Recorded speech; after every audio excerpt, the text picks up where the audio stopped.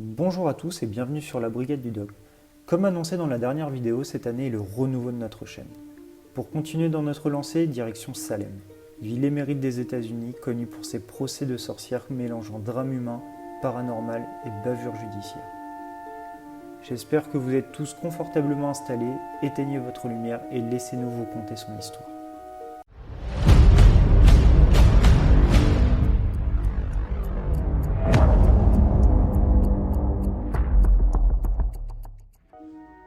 Bienvenue à Salem, charmante ville du Massachusetts située à 25 km au nord de Boston. Fondée en 1626, il faut attendre 66 ans pour que celle-ci devienne célèbre. Tout débuta en 1692 à Salem Village, nommé aujourd'hui Danvers. Et oui, contrairement à ce que l'on pensait, il existait deux villes nommées Salem. Salem Village et Salem Town, d'où la confusion sur le lieu des faits. La majorité des condamnés provenaient de Salem Village alors que le procès se déroula à Salem Town. Durant l'hiver 1692, Betty Paris et Abigail Williams, âgées de 9 et 11 ans, se réunissent régulièrement afin de jouer à des jeux occultes tels que la divination. Ces deux jeunes filles provenaient d'une famille connue dans le village. En effet, Betty est la fille du référent Samuel Paris, un notable avéré qui est également l'oncle d'Abigail. Comme toute bonne famille de l'époque, ils possédaient une grande famille de servants, notamment une qui nous intéresse plus particulièrement nommée Tituba. Tituba était une esclave indigène capturée en Amérique du Sud. Elle entra au service Paris lorsqu'elle avait entre ses 12 et 17 ans. Les deux fillettes aimant le danger et l'inconnu, elles demandèrent à la domestique de leur apprendre à lire l'avenir. C'est à partir de ce moment que tout bascula. Lors d'une nouvelle séance divinatoire, une des fillettes prétend avoir des visions de spectres, lui provoquant une forte angoisse ou encore une paralysie respiratoire. Par la suite, les jeunes filles se mettent à agir de manière bizarre. Elles parlent une langue inconnue, se cachent, traînent des pieds en marchant ou encore sont sujettes à des convulsions et des hallucinations. Malgré de nombreuses consultations par des médecins réputés, personne ne sait dire ce qu'ont les filles. La seule explication est la possession satanique. Malheureusement, cette allusion au diable va causer bien des torts et des malheurs dans la communauté. Le révérend Paris ainsi que les notables de la ville imposent aux jeunes filles de nommer ceux qui les ont maudites. Aux deux jeunes filles s'ajoutent d'autres cas de possession, dont Anne Poutan, Betty Hubbard, Mercy Lewis, Susanna Sheldon, Mercy Short et Mary Warren. À force de pression provenant de part et d'autre, les filles se décidèrent à parler et à donner des noms. Les premières accusées sont Sarah Good, une mendiante, fille d'un aubergiste français s'étant suicidé. Son crime est de murmurer lorsqu'on lui donne de la nourriture. Sarah Osborne, une vieille femme alitée subissant le dégoût général suite au vol de l'héritage de son ancien mari pour le donner à son nouvel époux. Et Tituba, connue pour être la domestique des Paris. Le 1er mars 1692, les trois femmes sont officiellement accusées de sorcellerie et sont donc emprisonnées. Malgré l'arrestation de celles-ci, les crises des jeunes filles se poursuivent, entraînant ainsi d'autres accusations. Dorothy Good, une fille de 4 ans également connue pour être la fille de Sarah Good. Rebecca Nurse, une grand-mère malade et croyante. Abigail Hobbs, Deliverance Hobbs, Martha Corey, ainsi que le couple Proctor, Elizabeth et John. Au fur et à mesure des accusations, les prisons se remplissent progressivement, mais un nouveau problème va surgir, que faire de tous les accusés? Aucun procès n'eut lieu avant la fin mai 1692. C'est alors que le gouverneur William Phips arriva enfin à instituer une cour permettant d'entendre et de juger les condamnations, et donc les condamnés. Parmi les trois premières accusées, une décédera en prison, il s'agit de Sarah Osborne. Sarah Good, quant à elle, accoucha. Et lorsqu'un pasteur venu l'écouter se confesser, cette dernière lui aurait dit « Vous êtes un menteur, je ne suis pas plus une sorcière que vous n'êtes un sorcier, et si vous me tuez, Dieu vous donnera du sang à boire. » Seule Tituba avouera être une sorcière. Les deux autres clamèrent jusqu'à la mort leur innocence.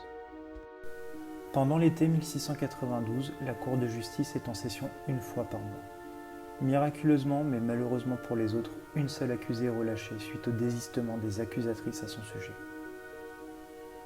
Tous les procès se terminèrent par la condamnation à mort de l'accusé pour le motif de sorcellerie. Aucun acquittement ne sera prononcé. Seuls ceux qui plaident coupables et dénoncent d'autres suspects évitent la peine capitale. Elizabeth Proctor et une autre femme vont bénéficier d'un sursis à l'exécution. La raison est qu'elles sont jugées trop grosses.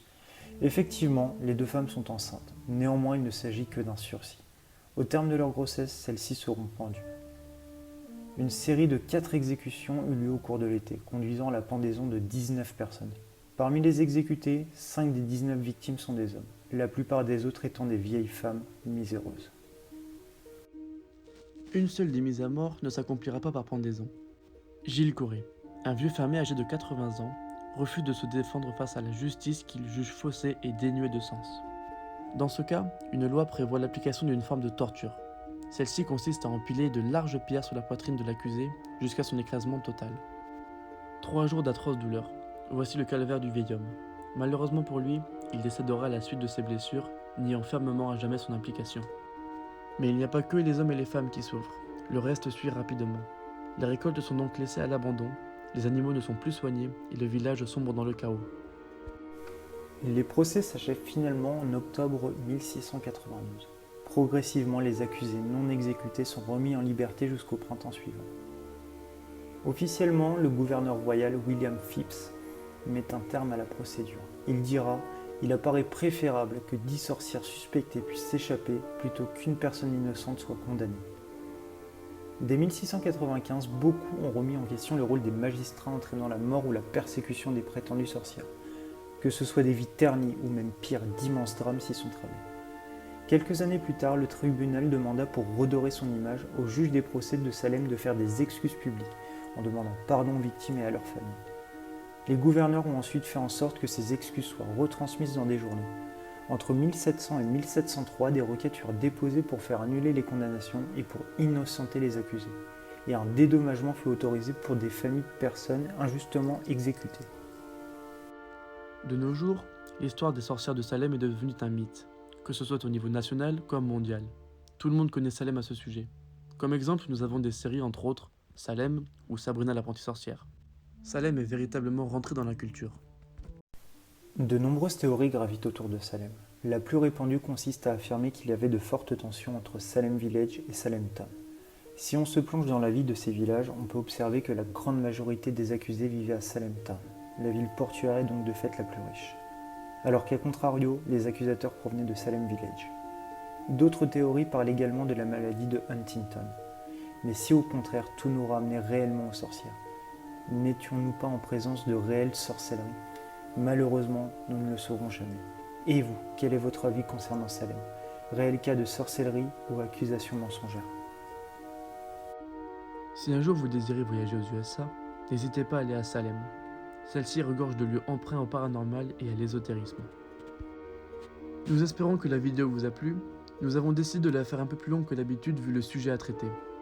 N'hésitez pas à nous partager votre avis, laisser un pouce bleu, ainsi qu'à nous proposer d'autres vidéos de thèmes qui vous plaisent. C'était la Brigade du Doc.